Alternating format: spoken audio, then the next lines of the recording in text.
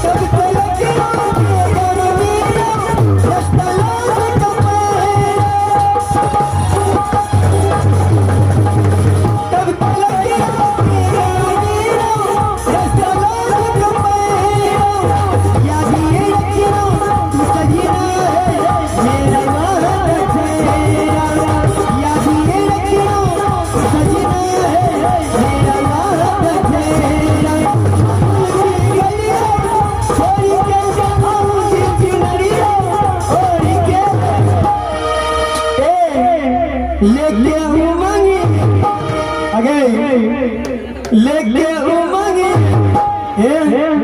ये बुढ़वा तोरा संगे तेरे घरी जाऊंगी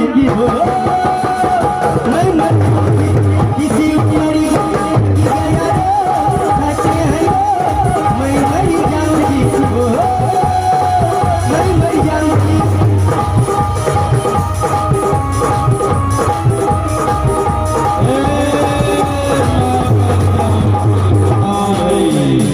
आओ भाई इनामों के दौर में आने वाले मिस्टर राम बहादुर चौकीदार जी जिनके तरफ से पूरे 51 रुपए का पुरस्कार